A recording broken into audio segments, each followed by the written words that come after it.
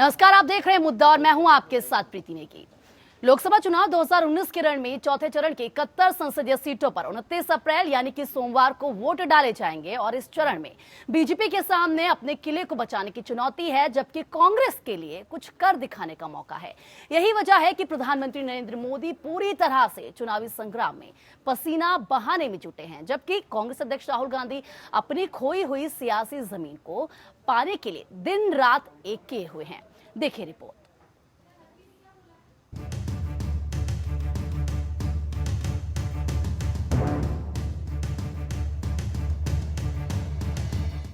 लोकसभा चुनाव के चौथे चरण में 9 राज्यों की 71 लोकसभा सीटों पर वोटिंग होगी। इनमें बिहार की 5, जम्मू कश्मीर की 1, झारखंड की 3, मध्य प्रदेश की 6, महाराष्ट्र की 17, उड़ीसा की 6, राजस्थान की 12, उत्तर प्रदेश की 13 और पश्चिम बंगाल की 8 सीटें शामिल हैं। चौथे चरण की जिन 71 सीटों पर वोटिंग होनी है, 2014 के लोकसभा चुनाव के नतीजों के लिहाज से इसे देखें तो बीजेपी ने विपक्ष का पूरी तरह से सफाया कर दिया था। 71 में से बीजेपी अकेले दम पर 45 सीटें जीतने में कामयाब रही थी, जबकि बीजेपी अपने सहयोगी दलों के साथ यानी एनडीए 56 सीट जीतने में कामयाब रही थी। इसमें शिवसेना को 9 और एलजेपी को 2 सीटें मिली थी। वहीं कांग्रेस को महज 2 सीटें ही मिली थी, जिनमें मध्य प्रदेश की छिंदवाड़ा और पश्चिम बंगाल की बहराम सीट थी। छिंदवाड़ा से कमलनाथ और बहराम से अधीर रंजन चौधरी जीतने में कामयाब रहे थे। कांग्रेस के अलावा नवीन पटनायक की पार्टी बीजेडी 6 सीटें जीती थी, टीएमसी 6 और सपा 1 सीट जीती थी। ऐसे में चौथा चरण बीजेपी के लिए काफी महत्वपूर्ण माना जा रहा है। बीजेपी के सामने अपनी 45 सीटों को बचाने की चुनौती है, जबकि राहुल गांधी के लिए कांग्रेस को 2 सीटों से आगे बढ़ाने का चैलेंज है। राजस्थान की जिन 12 सीटों पर चुनाव है, उनमें कांग्रेस एक भी नहीं जीत पाई थी, ये सभी बीजेपी को मिली थी। मध्य प्रदेश की जिन 6 सीटों पर चुनाव है, उनमें कांग्रेस 1 सीट ही जीत सकी थी, बाकी 5 सीटें बीजेपी को मिली थी। ऐसे में कांग्रेस की नजर राजस्थान और मध्य प्रदेश के साथ महाराष्ट्र पर है। राजस्थान और मध्य प्रदेश में बदली सत्ता ने कांग्रेस को जीत की उम्मीद देती है। महाराष्ट्र की 17 लोकसभा सीटों पर भी वोटिंग होनी है। 2014 के लोकसभा चुनाव में ये सभी 17 सीटें शिवसेना और बीजेपी जीतने में कामयाब रही थी। शिवसेना को 9 और बीजेपी को 8 सीटें मिली थी।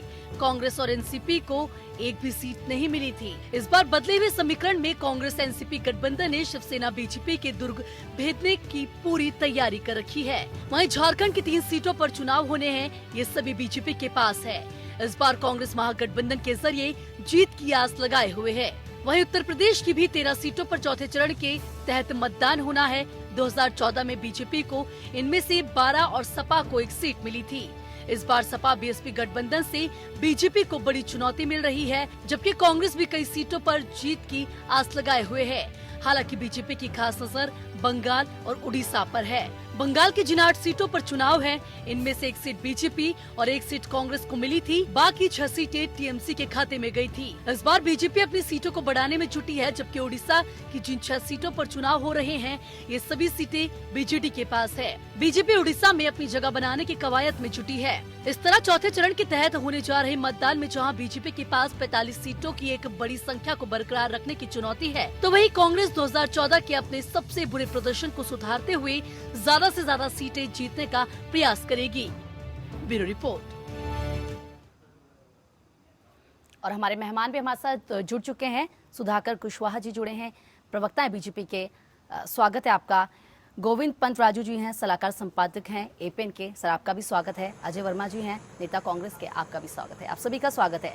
सबसे पहले सुधाकर जी, मैं आपके पास आना चाहूंगी। चौथे चरण में प्रदर्शन दोहराने के लिए एनडीए को 79% का स्ट्राइक रेट चाहिए। मतलब पिछले चुनाव में 71 यानी कि 71 सीटों में से 56 सीट जीत ली थी एनडीए ने।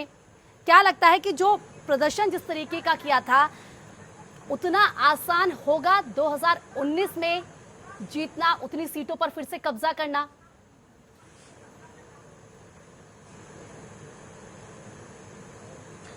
देखिए प्रीति जी, कोई भी चुनाव आसान नहीं होता है।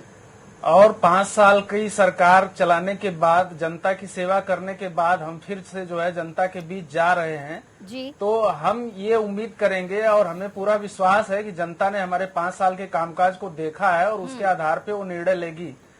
रही बात, अगर पिछले 2014 के चुनाव में हमने 71 में से 45 सीटें जीती थी और अलायंस के साथ 56 सीटों पर हमने जीत दर्ज की थी, तो एक बहुत बड़ी महत्वपूर्ण भूमिका थी इसका 2014 में सरकार बनने में।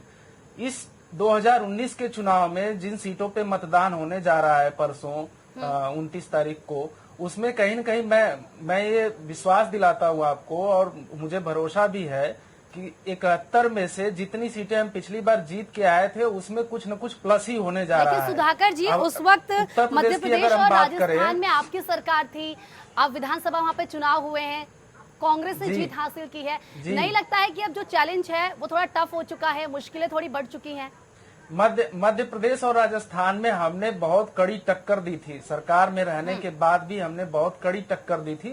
थोड़े से अंतर की वजह से हम सरकार बनाने से रह गए थे, लेकिन लोकसभा के चुनाव में राष्ट्रीय मुद्दों पर चुनाव होता है और जनता जो है कहीं न कहीं राष्ट्रीय नेतृत्व क्षमता देख के जो है मतदान करेगी और उसके आधार पर मैं कह सकता हूँ कि मध्य प्रदेश और राजस्थान में भी हम अच्छा प्रदर्शन करेंगे और पिछला जो प्रदर्शन था उसको दोहराएंगे, उससे नीचे नहीं जाएंगे।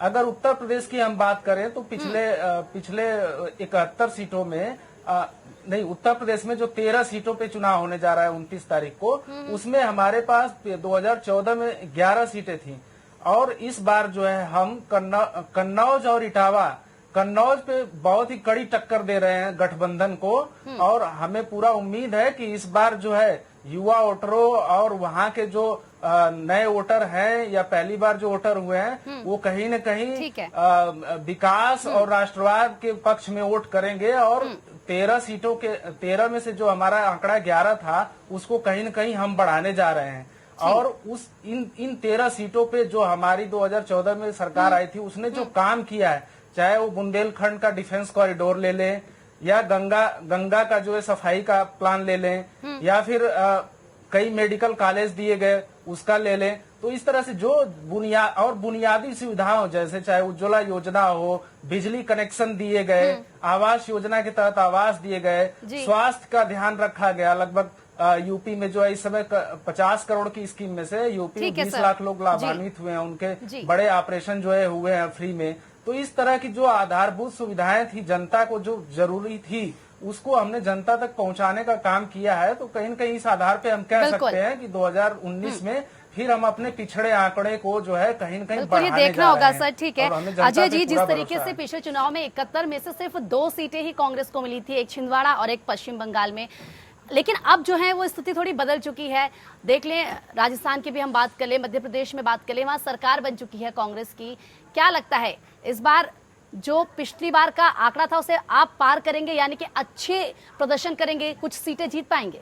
देखिए, निसंदेह ये कह रहे हैं कि साहब हम पिछली बार से ज्यादा सीट जीतेंगे, इसमें कोई डाउट नहीं है। इन लोगों ने जो पूरे देश में काम करे हैं वो पूरे देश में तालियां बज के पूरे देश में दूध की नदियां बह रही हैं, इनके स्वागत हो रहे हैं, हर गली में इनका नाम की माला जपी जा रही है। नमो नमो नमो नमो एक मंत्र दिया है इन्होंने ओम नमो शिवा की जगह काशी से कि अब भगवान का मंत्र छोड़िए, आप नमो नमो जपिए।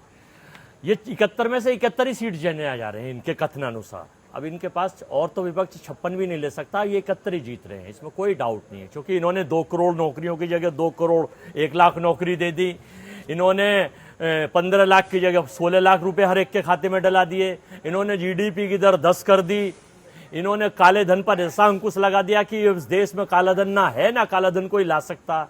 इन्होंने उज्ज्वला योजना से इतने गैस सिलेंडर दे दिए कि अब हिंदुस्तान के किसी घर में चूल्हा नहीं जल रहा। संबित पात्रा भी आधुनिक गैस के चूल्हे पे बैठ के खाना खा रहे थे उड़ीसा के एक चुनाव में, इनके बयान भी रहे। एक इन्होंने इतना व्यापार बढ़ा दिया कि हर व्यापारी अब अपने घर की तिजोरी का ताला खोल के इसलिए सो रहा है कि उसमें पैसा ही नहीं बचा, तो ताला खोल के सो रहा है कि टाइम होगा।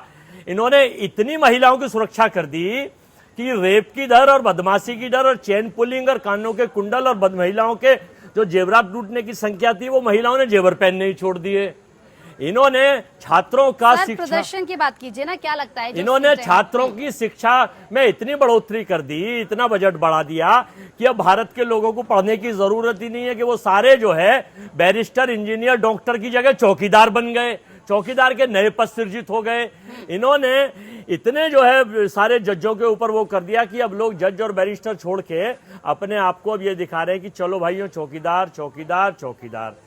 आखिर क्यों नहीं इनको 71 सीट मिले? हम ये कहना चाहते हैं कि इस सरकार को सर्व करने के नाम पर कुछ नहीं दिया, सिवाय जब कोई मुद्दा आता था तो हिंदू मुस्लिम पाकिस्तान। और आज की तारीख से पहले चरण के चुनाव से, जो पहला चरण का चुनाव शुरू हुआ है 11 तारीख से, आज तक और आगे तक के लिए इनका एक टारगेट है, इनके बयानवीर, इनके मंत्री, इनके मुख्यमंत्री, ये सब लोग केवल हिंदू मुस्लिम, सांप्रदायिक माहौल, बालाकोट, सेना, अंतरिक्ष, आपदा या प्रचार, इस पे ही काम कर रहे हैं और किसी चीज पे काम कर रहे हैं। ना इन्हें विकास से मतलब है, तो ना अभी इन्हें क्या लगता सुरक्षा है से आपको, क्योंकि मतलब जब है। आपकी सरकार बनी थी मध्य प्रदेश में, राजस्थान में, तो आपने भी तमाम दावे वादे यही किए तो थे ना, क्या बताने लगता है जा कि रहा आप तो बताइए ना सर, क्या लगता है कि ये जो जनता काम किया है क्या? इस बार इनको 71 सीटों के मुकाबले कैलकुलेशन है। देखिए, हम छत्तीसगढ़, हम राजस्थान, हम मध्य प्रदेश, यूपी की परिस्थिति बदली हुई है।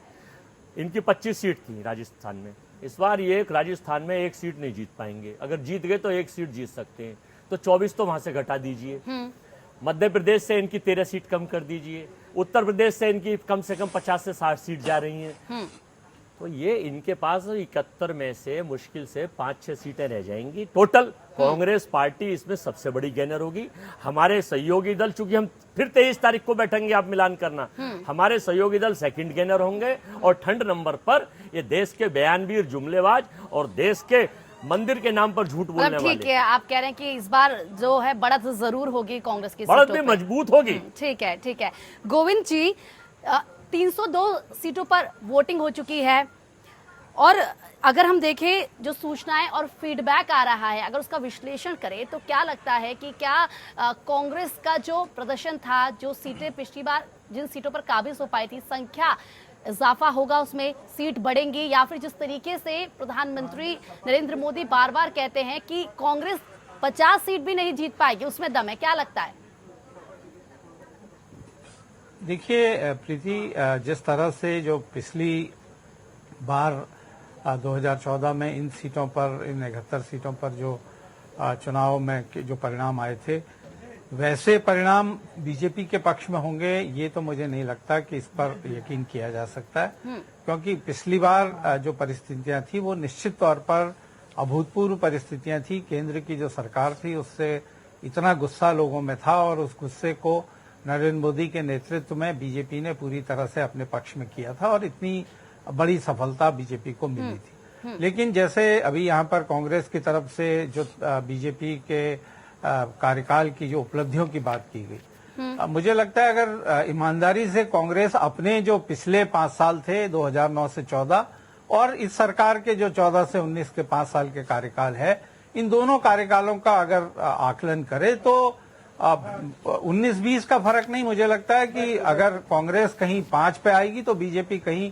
35 पे आएगी। इतना दोनों के जो कामकाज है, दोनों के शासनकाल में जो चीजें हुई हैं उन पे इतना फर्क है। उस सरकार के वक्त में भ्रष्टाचार में कई मंत्रियों को या तो बर्खास्त किया गया था, या वो जेल पे थे, या वो जमानत पे थे, और ये किसी विपक्ष ने नहीं किया था, सरकार ने खुद सरकार को करना पड़ा था। उस वक्त भ्रष्टाचार के तौर पर सरकार के मंत्रियों की जो छवि थी वो खुद प्रधानमंत्री मनमोहन सिंह की नजर में इस तरह की थी कि उन्हें अपने मंत्रियों को या तो बर्खास्त करना पड़ा, या उनको जमानतें लेनी पड़ी, या वो जेल में बंद रहे। तो मुझे लगता है कि अगर उन परिस्थितियों की बात करें तो कहीं न कहीं अभी भी बीजेपी के पक्ष में परिस्थितियां हैं, क्योंकि जो कांग्रेस ने जिस चीज को मुद्दा बनाने की कोशिश की थी उस चीज को वो मुद्दा बना नहीं पाई। राफेल को मुद्दा बनाने की कोशिश की थी, वो एक कमजोर मुद्दा बना। उसके बाद चौकीदार का नारा उन्होंने गढ़ा था, तो वो नारा उन्हीं के खिलाफ पड़ गया और आज देश में जनता ये मानने लगी है कि बीजेपी का पक्ष जो है वो चौकीदार है और कांग्रेस का पक्ष जो है वो चोर है। तो अगर अपने ही नारों से अपने शिकंजे में कांग्रेस खुद फंसी है, तो मुझे नहीं लगता कि कांग्रेस के लिए ये ठीक है कि पिछली बार जैसी स्थितियां तो नहीं होंगी, लेकिन कांग्रेस के लिए कोई बहुत प्रसन्न होने की बात, क्योंकि जिन 3 राज्यों पर बहुत ज्यादा उत्साह कांग्रेस को है, जी। छत्तीसगढ़, मध्य प्रदेश और राजस्थान, उन 3 राज्यों में भी उनकी जो स्थानीय सरकारें हैं उनके खिलाफ एंटी इनकम्बेंसी फैक्टर काम करने लगा जी। है। जिन नारों पर विधानसभा चुनाव लड़े गए थे वो नारे पूरे नहीं हुए हैं। उन नारों से लोगों को लगने लगा है कि उनको छला गया है। और राजस्थान में तो पिछले बार नारा ही एक था कि वसुंधरा से मोदी से बैर नहीं, वसुंधरा तेरी खैर नहीं। तो यानी कि राजस्थान में तो केंद्र सरकार को लेकर गुस्सा विधानसभा चुनाव के वक्त भी नहीं था।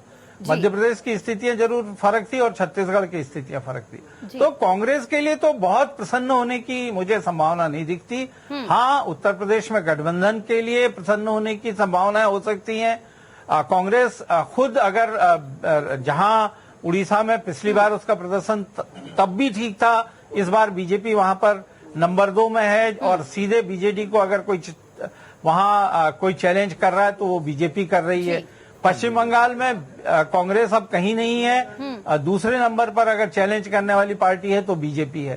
तो कांग्रेस के लिए स्थितियां बहुत सकारात्मक होंगी, बहुत उत्साहवर्धक होंगी। मुझे नहीं लगता इस चरण में भी।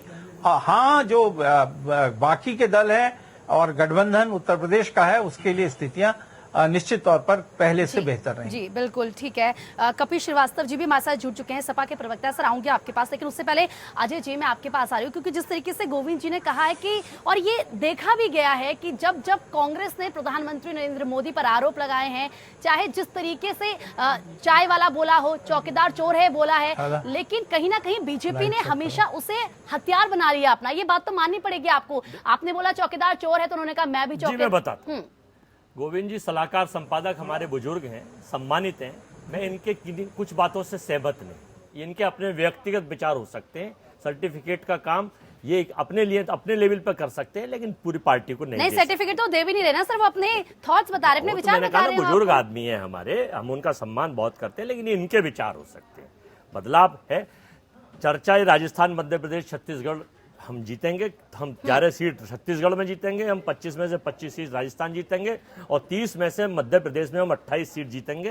ये निश्चित मान के चलिए। दूसरी बात, ये पहले सब आए थे, प्रधान सेवक आपके पास आया है, एक चाय वाला आपके पास आया है पूरे, फिर अब आ गए कि साहब प्रधान चौकीदार आया है। मैं आपकी उस बात का जवाब दे रहा हूं, चौकीदार।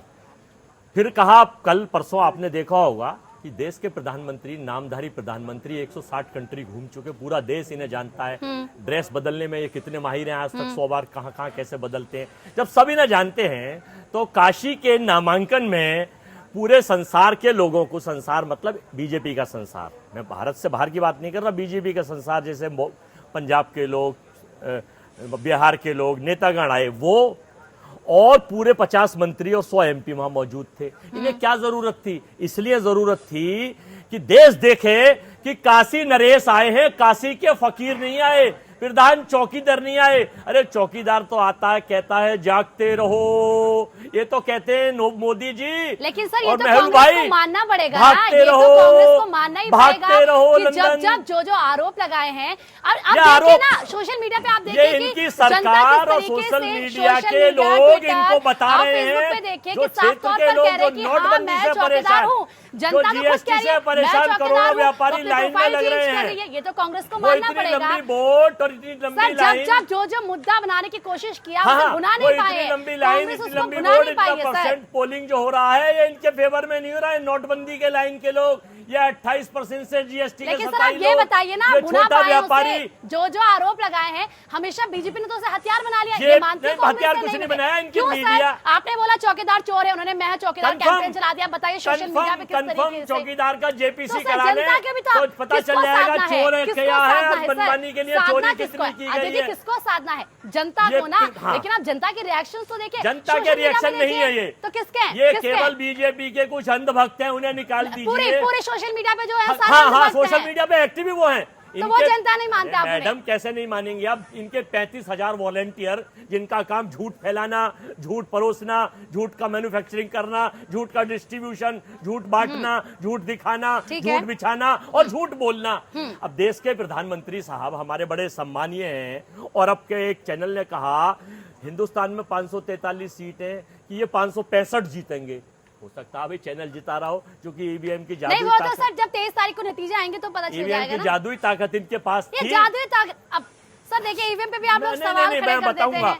हमने जब मांग करी कि साहब 50% बीपीवीपैट का, तो यहाँ जनता की मांग कहाँ चली जाती है? सर 23 दलों ने ईवीएम, मांग सर करी अब है। तो देश को आगे बढ़ना है ना सर, हम टेक्नोलॉजी में आगे बढ़ेंगे सर, हमने हम कब पीछे मना वीवीपैट करा में है? जाएंगे। हमने पहले तो जैसे जनता चुनाव की होते थे। मांग सर पर, किस बात का डेवलपमेंट, लोगों सर की कौन सा डिमांड विकास? पर ये कौन सा? मांगा कि 50% वीवीपैट का मिलान कर लें, और सरकार ठीक है, अपने सर सुन गुणगान लिए। गा रही है, ठीक है, अजय जी सुन इतने ली मैंने काम आपकी करे बात। हैं, तो कपीश जी, जेपीसी मैं क्यों नहीं कपीश जी करा के रहे पास- हैं? ठीक है, बस ठीक है सर, सुन ली क्यों मैंने नहीं आपकी आप जो है बात। बीपीवीपैट सर, का सुन मिलान ली कर आपकी रहे हैं? बात, कपीश जी के और क्यों पास जा आपको रही हूं। सेना के ऊपर अजय जी, वोट आप मांगने की लगातार बोल जरूरत रहे हैं, पड़ मैं रही कह है? रही हूँ ठीक है, सुन ली आपकी बात, अब मैं कपीश जी के पास जा रही हूँ, आप अपनी बारे में बोलेगा।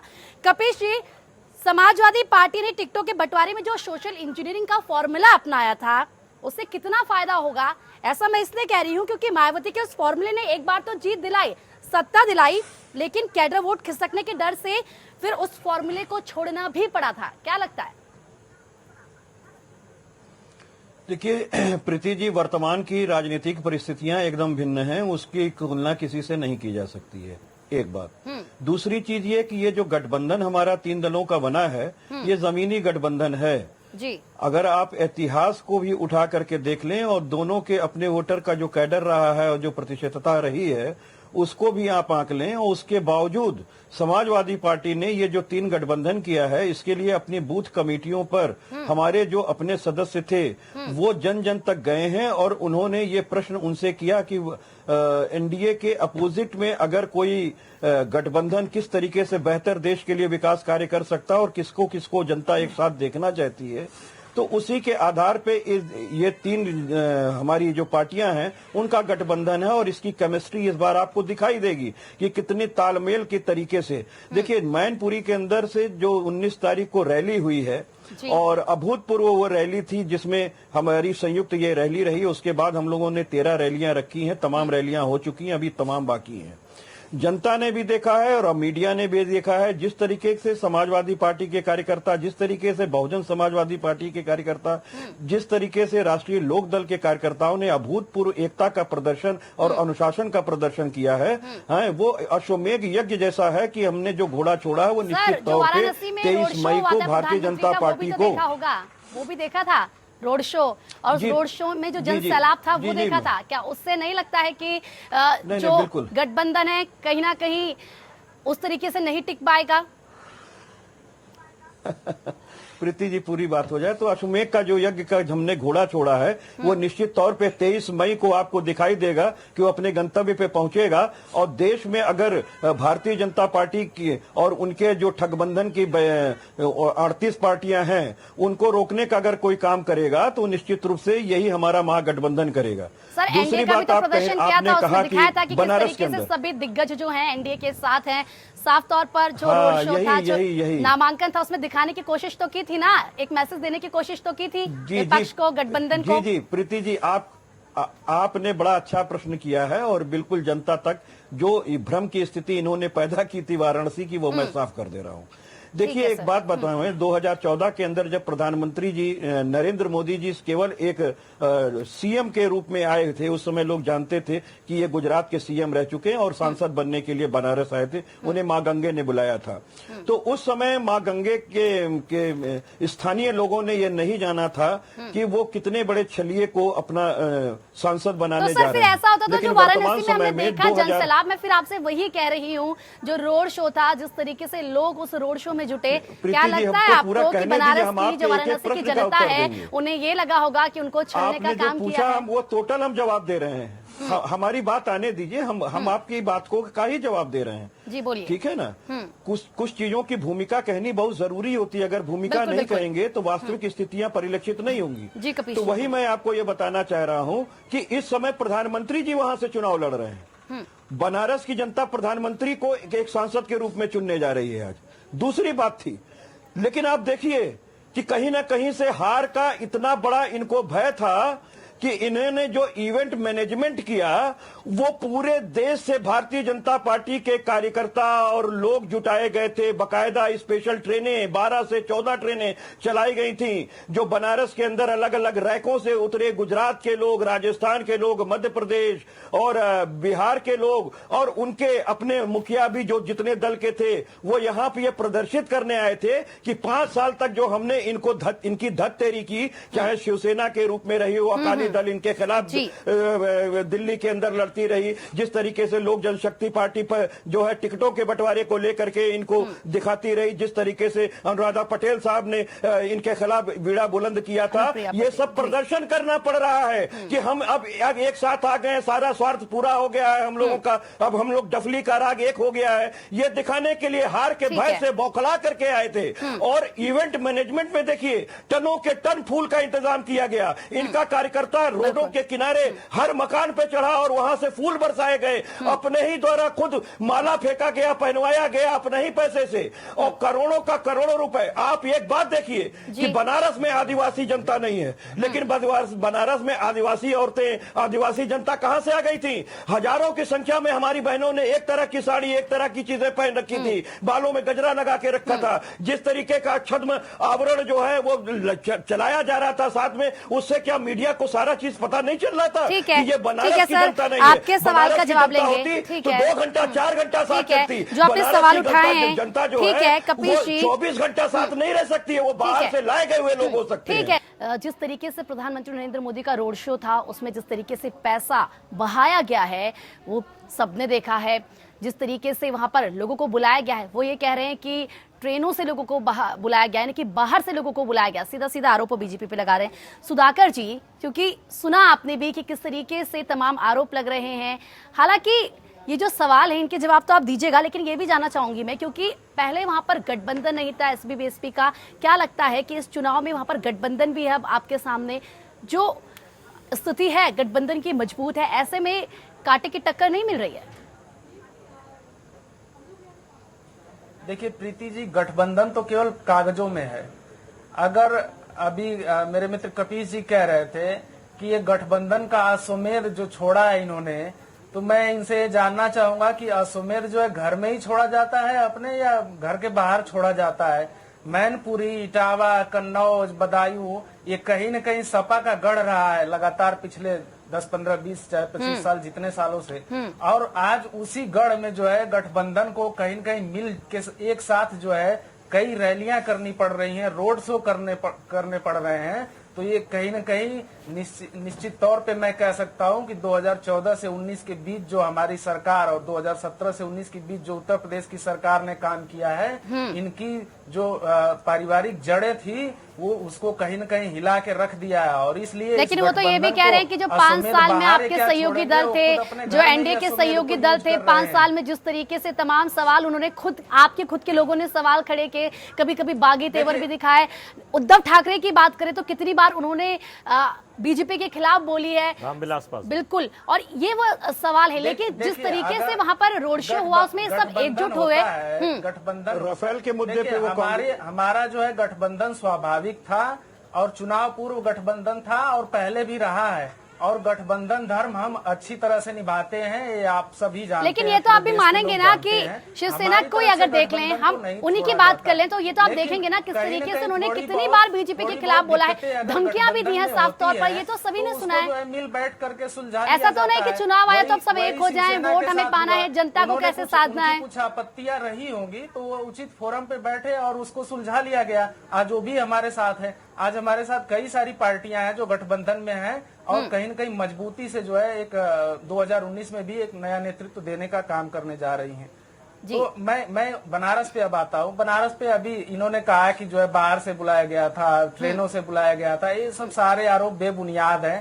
कहीं न कहीं वहाँ की जनता, जो स्वतःस्फूर्त जनता उस रोड शो में पहुंची थी और भीड़ देख करके गठबंधन तो पूरा त्राही त्राही कर रहा है। कांग्रेस तो वहाँ कुछ है ही नहीं। कांग्रेस से वहाँ प्रियंका गांधी जी जा रही थी चुनाव लड़ने और उनका आंतरिक सर्वे जब उनको कहीं न कहीं जमानत जब्त करता हुआ दिखाई दिया और उनका पॉलिटिकल कैरियर शुरू होने से पहले ही अवसान की तरफ दिखाई दिया, तो उनको हटा करके वहाँ पे फिर कांग्रेस ने अजय राय जी को ला दिया। तो कहीं न कहीं गठबंधन को और कांग्रेस को दोनों को स्पष्ट संकेत मिल गया है इस रोड शो से कि कहीं न कहीं वो इस बार भी 0+5 पे थे, तो 5 से कम ही इस बार होने जा रहे हैं दोनों लोग मिल करके। इससे ज्यादा की उम्मीद न करें, मैं पूरे विश्वास के साथ ये कह सकता हूँ।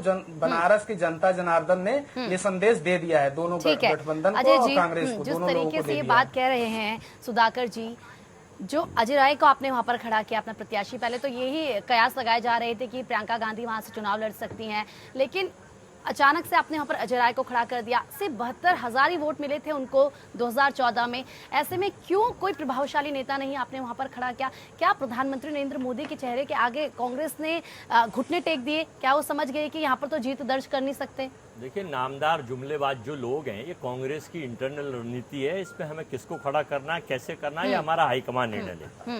लेकिन आपको एक आईना मैं बता दूं और दिखा दूं, 2014 में जब कांग्रेस पार्टी की सरकार थी जब, और ये लोग पूरे देश में इन्होंने 100% झूठ बोल के इन्होंने हर चीज, कौन सी चीज, एक भी चीज सत्य नहीं बता सकते। अब मुझे पता चला कि इन्होंने काशी पुत्र और काशी को क्यों ठिकाना बनाया था।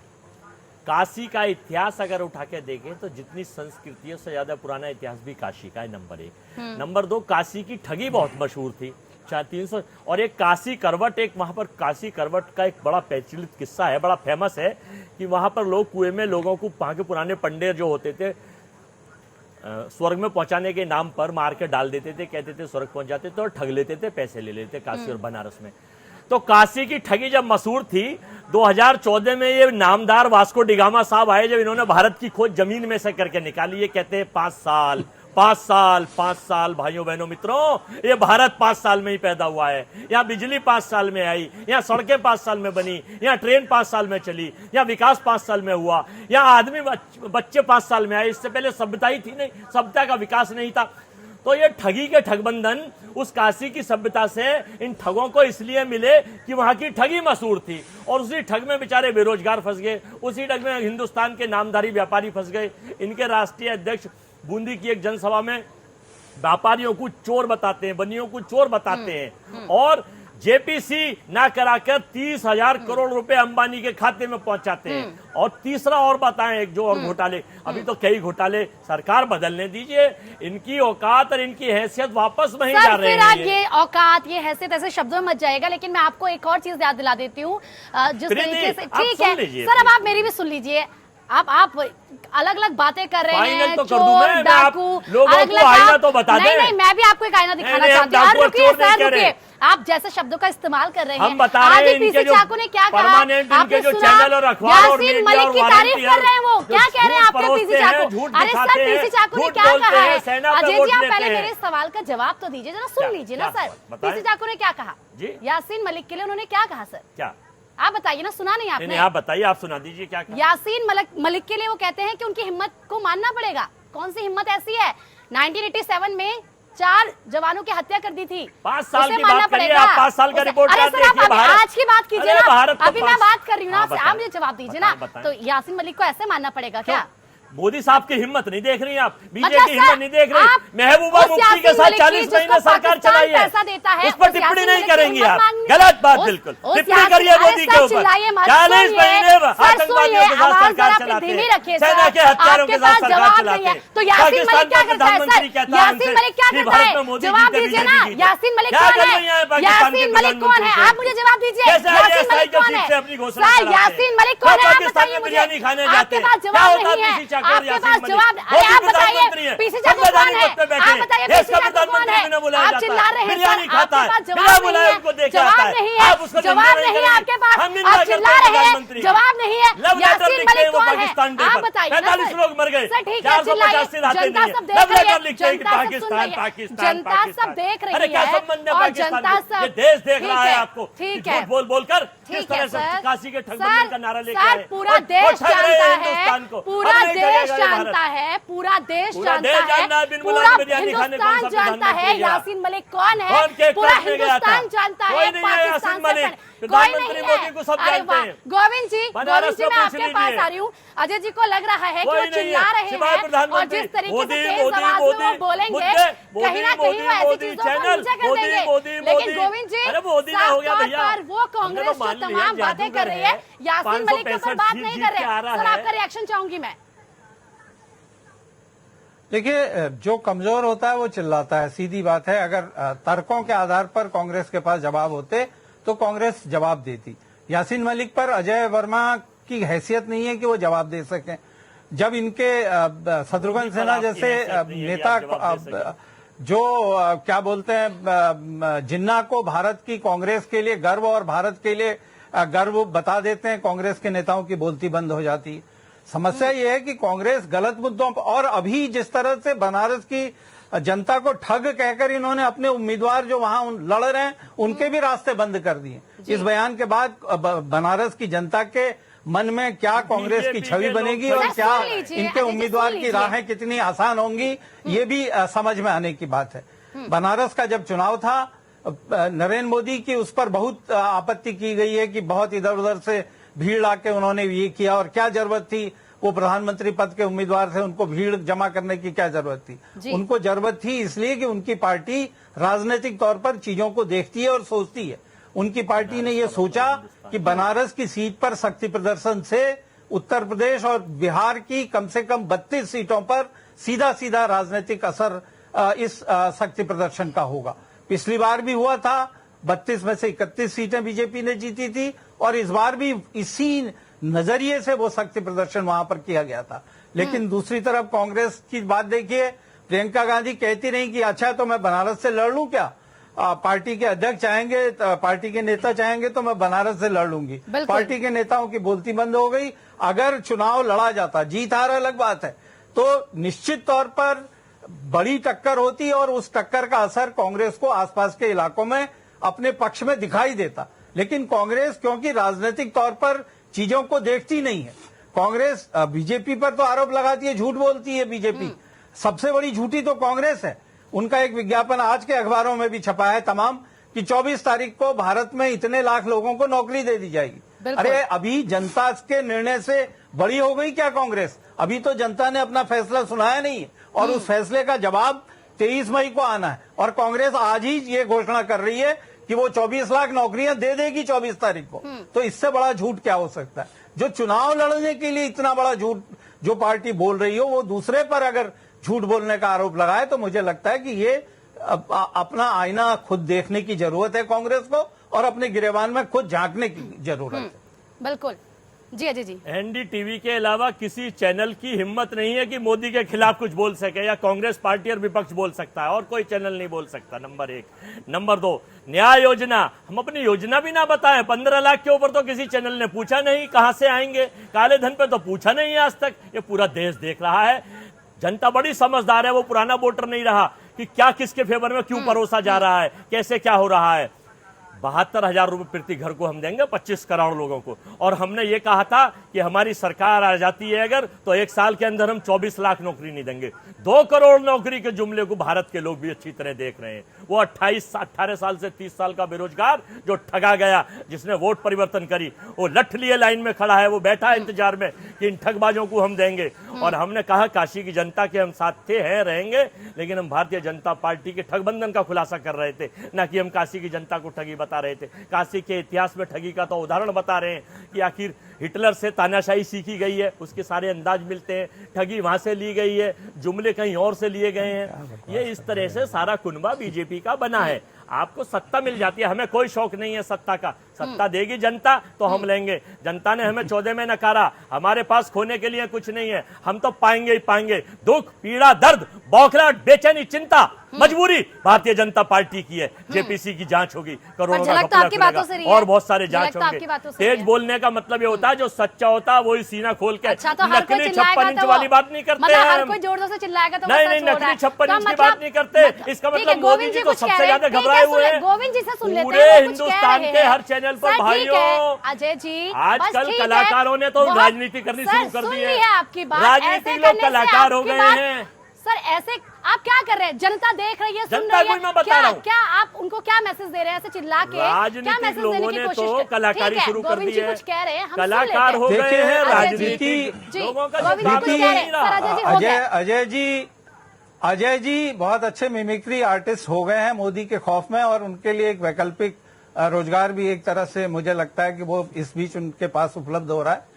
लेकिन जिस तरह से उन्होंने किसी एक चैनल का नाम लेकर हमारे एक तरह से हमारे चैनल का भी अपमान किया है, हम इस बात की इजाजत नहीं देते। अगर मोदी उनको के हमारा खिलाफ बोलकर चैनल दिखाइए ना आप निष्पक्ष लोग। नहीं लगता तो वो हम ना हर आए सही हमारे चीज यहाँ। बोलते हैं। हमें आवश्यकता नहीं आप हर है, गलत लेकिन चीज हम बोलते हैं। हिम्मत तो आप यहाँ रखते पर हैं, हैं, निष्पक्षता हम के साथ हिम्मत हम सवाल रखते पूछते हैं, हैं। आपने हम 2 मोदी के करोड़ खिलाफ नौकरी के लिए बोलने नहीं की भी पूछा, हिम्मत आपने रखते 15 लाख के हैं, लिए नहीं हम पूछा। हर गलत आप चीज हमसे के पूछ खिलाफ रहे हैं कि एक बोलने साल में की 24 लाख हिम्मत कहाँ से रखते हैं। देंगे? हमसे हमारा पूछ रहे हैं चैनल कि बिकाऊ 72,000 चैनल कहाँ नहीं से है। आएंगे? हम ये अगर लॉजिकल आपको नहीं है लगता है कि मुझे हमारा चैनल मोदी के खिलाफ नहीं बोलता तो आपका स्वागत है, आप मत आइए हमारे यहाँ। ये लॉजिकल लेकिन है। हम आप जनते मत की बुलाइए, चोट पर कोई कहते जरूरत नहीं है। हैं अगर कि हम आपको ये सच लगता बोलते है हैं, कि जो और मोदी के सच खिलाफ अगर बोलेगा, आपकी मोदी सारी के चीजें खिलाफ बंद हो है जाएंगी, तो हम वो तो भी आप बोलते केवल हैं। उनके और उन्हीं एक लोगों बार को नहीं बुलाइए अनेक जो बार उनके बोला है, अंधभक्त हैं। आप शामिल रहे हैं ऐसी डिबेट और में। उस पे भी तो इस कांग्रेस तरह का का नाम आरोप लिख दिया कृपया करिए, हमारे मतलब चैनल पर मत लगाइए। अंधभक्त मोदी, हम इसकी कांग्रेस भर्त्सना समर्थित। करते हैं, इसकी निंदा करते हैं, और ऐसे आरोप को सरासर हम भी झूठ निंदा मानते करते हैं। हैं ये उसके गलत उस आरोप है। समर्थन का, और उन अंधभक्तों की हम भी निंदा करते हैं सर, जिन्हें देश का अंधभक्तों में विचार तो- और देश की परिस्थिति दिखाई नहीं देती।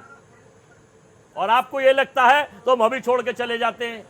बिल्कुल सर, अगर आपको ऐसा लग रहा है कि हम निष्पक्षता के साथ आपसे सवाल नहीं, नहीं हमने- पूछते हैं और आप हमने आपसे अंधभक्तों ये का कहा बार बार है- जिस शब्द का आप जिक्र कर रहे हैं, अगर आपको ऐसा लगता है तो आप बिल्कुल जा सकते हैं। आपका यहाँ पर स्वागत नहीं किया जाएगा। धन्यवाद। नहीं। अगर आपको ये लगता है तो आप जा सकते हैं। हमको सर, देखिए लोकतंत्र में सर हम निष्पक्षता के साथ एपीएन निष्पक्षता के साथ सवाल पूछता है और हम वही कर रहे हैं। लेकिन अगर आपको ऐसे लग रहा है तो सर रियली सॉरी, हम ऐसा नहीं कर रहे हैं। हमें तो देखिए, हमको तो हमने जो बात कहनी थी आप जो कह रहे हैं, सर हम आपकी जो बात हम भी सुन कह रहे हैं, हम उनकी भी बात सुन तो रहे हैं। सुननी चाहिए। कायदे में फिर बेचैनी नहीं होनी चाहिए, बौखलाहट नहीं होनी चाहिए। मोदी जी के चीखने चिल्लाने पर उस पर आप कुछ कहते नहीं है। वो प्रधानमंत्री हैं, एक एक कार्यकर्ता जमीन का, भारत का लोकतंत्र सबको अजय समान जी, शक्ति देता है। अजय जी बिल्कुल सब हमने लोग आपकी समान है, ठीक कार्यकर्ता भी ठीक मोदी। है। अजय जी आपकी बात सुन ली है। आपने जिस तरीके से यहाँ पर जिक्र किया है दूसरे चैनलों का, और आपने साफ तौर पर यह कहा है कि निष्पक्षता से सवाल नहीं पूछे जाते हैं। मैं चाहूंगी मैंने आप कहा, एपीएन निष्पक्षता से जवाब नहीं दिए जाते हैं। आप एपीएन के इस मंच पर एपीएन न्यूज चैनल से आप माफी मांगिए, क्योंकि जिस तरीके नहीं, से मैडम, हम जाना और- चाहते नहीं हैं सर, ऐसे। बिल्कुल सर, आपका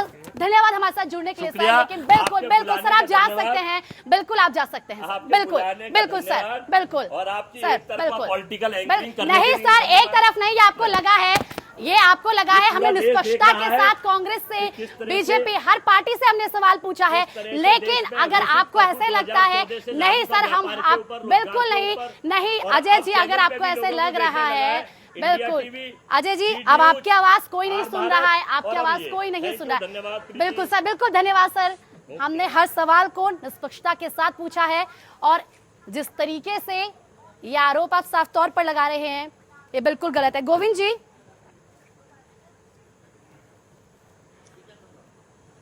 और हम साफ तौर पर बार बार ये कह चुके हैं कि एपीएन हर आवाज को उठाता है और हर एक सवाल पूछता है, लेकिन जिस तरीके से यहाँ पर अजय जी की बात है वो बिल्कुल स्वीकार्य नहीं है। कपिल जी, आपके पास आ रही हूं मैं। आपने देखा किस तरीके से तमाम सवाल जवाब हुए हैं, लेकिन हम यही पूछ रहे हैं क्योंकि हर सवाल हम पूछेंगे, चाहे कांग्रेस हो, चाहे बीजेपी हो, कोई भी पार्टी हो, और सवाल पूछना हमारा अधिकार है। अब आपसे मेरा ये सवाल है, जिस तरीके से हम देख रहे हैं गठबंधन, सपा बीएसपी का गठबंधन वहां पर हम देख रहे हैं, क्या लगता है, क्योंकि कहीं ना कहीं जो सिनेरियो बन रहा है लगातार, देवबंद में अगर हम मायावती को देखें तो वो ये कहती है कि ये जो भीड़ है, ये तो आज मोदी जी इसे देखकर हैरान होंगे किस तरीके से हमारे समर्थन में लोग जुट रहे हैं। लेकिन उसी भीड़ पर जब प्रधानमंत्री मोदी की रोड शो पे लोग जुटते हैं तो आप सवाल खड़े कर देते हैं सर। नहीं, सवाल आपने पूछा था इसलिए हमने खड़ा किया था। और दूसरी बात यह है कि देखिए, चैनल सभी निष्पक्ष होते हैं, पत्रकार भी सभी निष्पक्ष होते हैं, लेकिन हर आदमी का अपना एक व्यू हो सकता है। वो हो सकता है भाई उस पार्टी को ज्यादा फॉलो करते हो अपनी बातें कह दिए, लेकिन वो बात निष्पक्षता की है, मैं उस पर नहीं जाना चाहता। हर व्यक्ति का अपना एक नजरिया होता है और सबके नजरिया का स्वागत करना चाहिए, यही लोकतंत्र में सबसे अच्छी स्थिति मानी जाती है। जी दूसरी बात मैं आपको ये कहना चाहता हूं कि देखिए, हमने जो वाराणसी के अंदर चीजें कही हैं, मायावती जी प्रधानमंत्री नहीं है और ना ही मायावती जी की जो बसपा है या हमारे समाजवादी पार्टी है, ये इतनी बड़ी मिस कॉल से बनी हुई विश्व की सबसे बड़ी पार्टी नहीं है और हम गरीब और गुरबा लोगों की पार्टी हैं। आप एक बात देखें प्रीति जी कि इन 5 सालों में सबका साथ लेकर के जिस तरीके से भारतीय जनता पार्टी ने स्वयं का विकास किया है, चाहे दिल्ली के अंदर 7 सितारा इन्होंने अपना कार्यालय बनाया 4200 करोड़ रुपए का 25 एकड़ के अंदर, या नोटबंदी के समय आप देखें क्षेत्रीय कार्यालय के लिए पूरे देश के अंदर 200 जगहों पे जमीन खरीदी गई और उसके बाद उस पर जो है वो न्यू पूजन भी हुआ और अब कार्यालय भी बन के लगभग खड़े हो रहे हैं। तो ये सारी चीजें हैं कि इनका जो 5 साल में विकास हुआ भारतीय जनता पार्टी का, कभी 70 साल में विकास नहीं हुआ जब से ये बने हुए हैं। ठीक और है। 2 सीट से लेकर के आज यहां तक पार्टी पहुंची है और अब इनका भी शासन उत्तर प्रदेश के अंदर अगर अटल बिहारी जी का भी जोड़ दिया जाए और इनका भी जोड़ दिया जाए तो 11 साल का से ऊपर का हो चुका है। तो हम ये आपसे निवेदन करना चाहते हैं कि भारतीय जनता पार्टी इस समय विश्व की मिसाल से बनी हुई सबसे बड़ी पार्टी है और भारतीय जनता पार्टी का कोष, सारे राजनीतिक दलों का कोष अगर मिला दिया जाए तो एक पलड़े पे भारतीय जनता पार्टी के पास इस समय वर्तमान में कोष है और बाकी सारी पार्टियों के पास एक बार। हमारे से आप उतने खर्चे की उम्मीद ना करें, हमारा तो गरीब और गुरबा के ही की राजनीति रही है और वहां पे वो सारे लोग स्वयं पहुंचते हैं, हमारे यहाँ उतना खर्चा उठा लेने का बेमत ही नहीं हम दोनों पार्टियों में। सुधाकर जी, ठीक है सर, उनसे जवाब ले लेते हैं। सुधाकर जी, जो सवाल बार बार खड़ा हो रहा है कि जिस तरीके से हमने देखा है कि एक बात बहुत आदरणीय, जी बोलिए सर। एक बात मैं बहुत संक्षेप में कह दूं अपनी बात, ये मैं कहना चाहता हूं कि देखिए अभी मीडिया से तमाम बार हमारे पर प्रश्न किए जाते थे कि देखिए भारतीय जनता पार्टी पूरी तरीके से चुनाव के संग्राम में उतर चुकी है, बहुत दिनों से वो इतनी बड़ी बड़ी रैलियां कर रही हैं। उस समय भी मैं तमाम मीडिया पे अपने मीडिया जगत के लोगों को कहता रहा कि भाई देखिए हम लोग की पार्टी है, गरीब और गुरबा की पार्टी है, हम उनकी बराबरी नहीं कर सकते, हम हर बूथ पे 5 मोटरसाइकिल अपने कार्यकर्ताओं को नहीं दे सकते हैं, लेकिन जरूर है कि उनसे जबरदस्त कार्यकर्ता मेरे पास बूथ पर मौजूद है और एक एक बूथ पे डबल कार्यकर्ता है और वो भी अपने घर की साइकिल पे या पैदल चल करके आता है और अपना पराठा खाता है। तो हम तो भोजन भी नहीं उन्हें करा पाते हैं। यही हम दोनों पार्टियों में बेसिकली अंतर है, एक आदमी जमीन से जुड़ी हुई पार्टी है और दूसरा हवा की। ठीक है सर। सुधाकर जी, सुन लिया होगा आपने किस तरीके से आरोप सीधे बीजेपी पर लगा रहे हैं कि जिस तरीके से रोड शो हुआ है तमाम पैसा वहां पर खर्च किया गया है और साथ ही साथ वो तो जमीन से जुड़े हुए नेता है, इससे उनके पास इतना पैसा नहीं हो, पार्टी जमीन से जुड़ी हुई है, लेकिन जिस तरीके से पैसा बीजेपी बहा रही है, सवाल खड़े हो रहे हैं। देखिए प्रीति जी, मैं कपीश जी से आग्रह करूंगा कि उनको कहीं न कहीं थोड़ा सा अपडेट होने की जरूरत है। पार्टियों का जो भी फंड होता है उसका कहीं न कहीं ऑडिट होता है, चाहे इनकी पार्टी हो चाहे हमारी पार्टी हो, चाहे उसी ऑडिट पे हम बता रहे हैं। पार्टियों का, हर पार्टी का ऑडिट होता है और इसका लेखा जोखा जो है चुनाव आयोग में भी दिया जाता है, कहाँ से फंड आया, कैसे आया, कहाँ खर्च किया गया। तो इस पर अभी तक कहीं से किसी भी संवैधानिक संस्था के द्वारा हमारी पार्टी पर कोई आरोप नहीं लगाए गए हैं। तो इस तरह के बेबुनियाद आरोप लगाने से पहले जो है कहीं न कहीं तथ्यों पर आधारित बात करनी। क्या 7 सितारा कार्यालय आपका दिल्ली में नहीं बन रहा है 4200 करोड़ का? क्या आपने 200 जगहों पे जमीन नहीं ली है? बिल्कुल सुधाकर जी, सवाल तो ये खड़े होंगे कि बिल्कुल जो कपिल जी ने कहा है कि सवाल तो ये खुद एक एक बूथ पे 5-5 मोटरसाइकिल कमलनाथ जी भी ये कह चुके हैं कि जो 700 करोड़ का कार्यालय बना है उसका पैसा कहाँ से आया है, जिस तरीके से ट्रक भर भर के फूल वहाँ पर लाए गए हैं उसका पैसा कहाँ से आया, जिस तरीके से भव्य हर चीज प्राप्त करते हैं उसका पैसा कहाँ से आया है। गोविंद जी, मैं आपके पास आ रही हूँ। गोविंद जी, मेरा सवाल है क्योंकि मोदी को अगर हम देखें तो एक इंटरनेशनल लीडर के तौर पर डेवलप हो रहे हैं वो, क्या लगता है कि एक ऐसे प्रभावशाली चेहरे के आगे विपक्ष की जो धारे कुंद नहीं हो रही है? मैं 30 सेकंड लूंगा अपनी बात कहने के लिए। इन्होंने कहा 1980s में जब हमारा प्रादुर्भाव हुआ था, हमारी पार्टी का गठन हुआ था, केवल 2 सीटें हम जीत कर आए थे। उस समय हमारी कार्यकर्ताओं की संख्या सीमित रही होगी। आज की डेट में हमारे पास 12 करोड़ कार्यकर्ता हैं, तो कहीं न कहीं चीजें अगर कार्यकर्ता है की संख्या बढ़ती है तो उस हिसाब से जो है पार्टी का फंड भी जनरेट होता है, क्योंकि ये पैसा गोविंद जी के पास जा रही हूँ। ठीक है सर, ठीक है सर, समझ गए आप क्या कहना चाह रहे हैं। गोविंद जी, मेरा सवाल ये था क्योंकि आरोप प्रत्यारोप तो लगते रहेंगे, लेकिन एक बड़ा सवाल यहाँ पर ये खड़ा होता है क्योंकि हम जब भी प्रधानमंत्री की बात करते हैं, मोदी की बात करते हैं, हम देख रहे हैं वो इंटरनेशनल चेहरे के तौर पर डेवलप हो रहे हैं, कितने प्रभावशाली वो हो रहे हैं। विपक्ष तमाम कोशिश कर ले, जो भी आरोप वो लगाते हैं बीजेपी उसको अपने हथियार बना लेती है। ऐसे में जो विपक्ष की धार है क्या वो कुंद साबित नहीं हो रही है?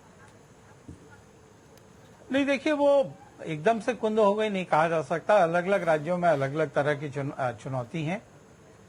विपक्ष की धार कुंद हुई है तो इन मायनों में हुई है कि अगर विपक्ष सामूहिक तौर पर कोई बड़ा गठबंधन बनाकर चुनाव लड़ता तो निश्चित तौर पर बीजेपी के लिए मुश्किलें होती। लेकिन विपक्ष बट के चुनाव लड़ रहा है। उत्तर प्रदेश में भी यही स्थिति है। विकल्प उत्तर प्रदेश में गठबंधन हो सकता है, लेकिन वो उत्तर प्रदेश से बाहर नहीं हो सकता। तो अगर विपक्ष की चुनौती संयुक्त नहीं है तो मुझे लगता है इसने बीजेपी की राह को बहुत आसान बना दिया। जी बिल्कुल गोविंद जी, आप सबका हमारे साथ जुड़ने के लिए शुक्रिया। सुधाकर जी आपका भी शुक्रिया, गोविंद जी आपका भी शुक्रिया, और कपिल जी आपका भी बहुत बहुत शुक्रिया हमारे साथ जुड़ने के लिए इस चर्चा में। आपको बता दें कि चौथे चरण में यानी कि सोमवार को चुनाव होने हैं। 9 राज्यों की 71 सीटों पर वोटिंग होनी है।